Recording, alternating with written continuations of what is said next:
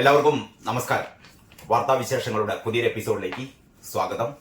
മലയാള മനോരമയുടെ main story എന്ന് പറയുന്നത് സംസ്ഥാന സർക്കാരിന്റെ ഏറ്റവും വലിയൊരു തട്ടിപ്പിനെ കുറിച്ചുള്ളതാണ് കേട്ടോ. മെഡിസെപ്പ് പദ്ധതിയുടെ ഇന്നത്തെ ഈ അവസ്ഥയെക്കുറിച്ചാണ് പറയുന്നത്. അതായത് ക്ലെയിമുകൾ തള്ളി കമ്പനി, അമിത തുക ഈടാക്കി ആശുപത്രികൾ.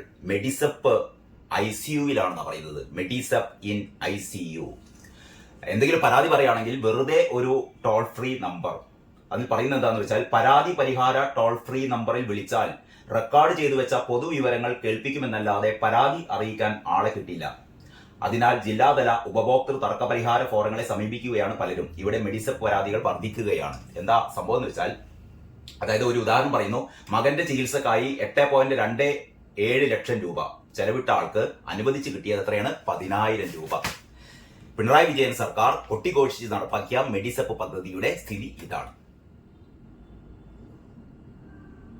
ഉമ്മൻചാണ്ടി സർക്കാരിന്റെ കാലത്ത് വളരെ ഉപകാരപ്രദമായി ഒരുപാട് നിർധനരായ രോഗികൾക്ക് ഉപകാരപ്രദമായ കാരുണ്യ പദ്ധതി അട്ടിമറിച്ചുകൊണ്ട്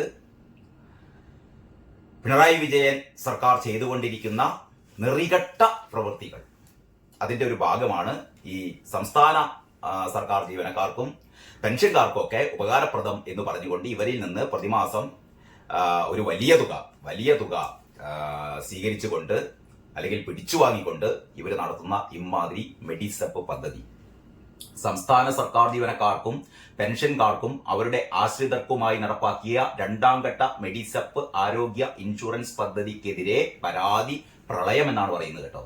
ആശുപത്രികൾ അമിതമായി തുക ഈടാക്കുന്നു, മുൻകൂട്ടി പണം വാങ്ങിയ ശേഷം മാത്രം ചികിത്സ ലഭ്യമാക്കുന്നു, ക്ലെയിമുകൾ പ്രത്യേക കാരണങ്ങളില്ലാതെ ഇൻഷുറൻസ് കമ്പനി തള്ളുന്നു തുടങ്ങിയവയാണ് പ്രധാന പരാതികൾ. ചുരുക്കി പറഞ്ഞാൽ മെഡിസെപ്പ് പദ്ധതിയിൽ അംഗമായിരിക്കുന്ന ആൾക്കാർ അവർക്ക് ഒരു ആനുകൂല്യവും കിട്ടുന്നില്ല.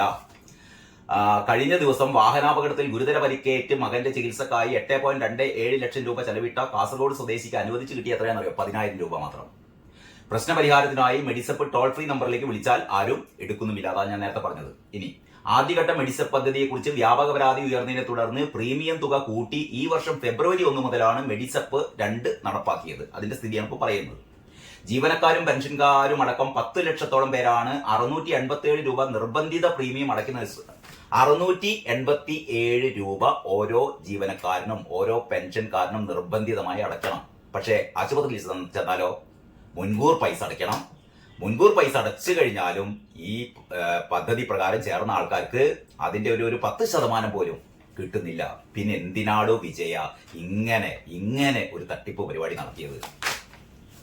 സ്ഥിരം ചോദിക്കുന്ന പോലെ ഉളുപ്പുണ്ടോ തനിക്ക് എന്ന് ഞാൻ ചോദിക്കുന്നില്ല കേട്ടോ. കാരണം ഉളുപ്പ് തനിക്കില്ല എന്ന് എല്ലാ ആൾക്കാർക്കും അറിയാം. അതിന്റെ ഏറ്റവും ഒടുവിലത്തെ ഉദാഹരണമാണ് മെഡിസെപ്പ് പദ്ധതി. ഭയങ്കര സംഭവം പറഞ്ഞിരുന്നല്ലോ അല്ലെ? ഇലക്ഷൻ കാലത്ത് ഞങ്ങൾ മെഡിസെപ്പ് പദ്ധതി നടപ്പാക്കി, സൗജന്യ ചികിത്സ, മണ്ണാങ്കട്ട സൗജന്യ ചികിത്സയാണിത് അല്ലേ?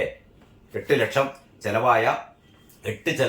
ചെലവായ ഒരു നിർധന കുടുംബത്തിന് കിട്ടിയത് 10,000 രൂപ അല്ലേ?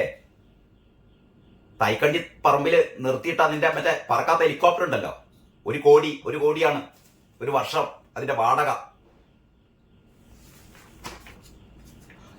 ഇനി ഒരു 2 ആഴ്ച കൂടി കഴിഞ്ഞാൽ, വോട്ടെണ്ണൽ ദിനം കഴിഞ്ഞാൽ അന്നത്തോടെ ശല്യം തീരും അല്ലേ? അന്നത്തോടെ ശല്യം തീരുമെന്ന പ്രതീക്ഷയിലാണ് നാട്ടുകാർ. പിന്നെ ഈ മരുമോൻ മന്ത്രി ഭയങ്കര വികസനം കൊണ്ട് കണ്ണു കാണാൻ വയ്യേ എന്നാണ് ബേപ്പൂരുകാരൊക്കെ പറയുന്നത്. വികസനം കൊണ്ട് വന്നിട്ടുണ്ടല്ലോ വികസനം വന്നിട്ട് ബേപ്പൂരിൽ കണ്ണു കാണാൻ വയ്യ. അപ്പോഴാണ് ബേപ്പൂരിലെ ഒരു ടൂറിസം പദ്ധതിയെ കുറിച്ച് മലയാള മനോരമയുടെ ഈ 4-ാം പേജിലെ ശുചിമുറിയില്ല, ഗോദീശ്വരത്ത് സഞ്ചാരികൾ വലയുന്നു. ഏറ്റവും പ്രധാനപ്പെട്ട കോഴിക്കോട് ജില്ലയിലെ പ്രത്യേകിച്ചും ബേപ്പൂർ നിയോജക മണ്ഡലത്തിലെ, മരുമോന്റെ നിയോജക മണ്ഡലത്തിലെ ഒരു ടൂറിസ്റ്റ് കേന്ദ്രത്തിന്റെ ഗതിയാണ്. അതായത് ശുചിമുറി സൗകര്യം ഒരുക്കാത്തതിനാൽ ഗോദീശ്വരം ബീച്ചിലെത്തുന്ന സഞ്ചാരികൾ വലയുന്നു. സ്ത്രീകളടക്കമുള്ളവർ പ്രാഥമിക ആവശ്യങ്ങൾക്ക് കഴിയാതെ വട്ടം ചുറ്റുകയാണ്.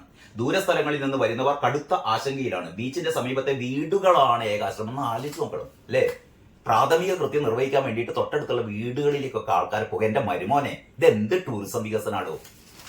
അമ്മയച്ചോട് ചോദിച്ച പോലെ തന്നെ ഉളുപ്പുണ്ടോ എന്ന് ചോദിച്ച് മടുത്ത് ഉളുപ്പില്ലാത്ത നെറികെട്ട എന്താ പറയാ മന്ത്രി അല്ലേ?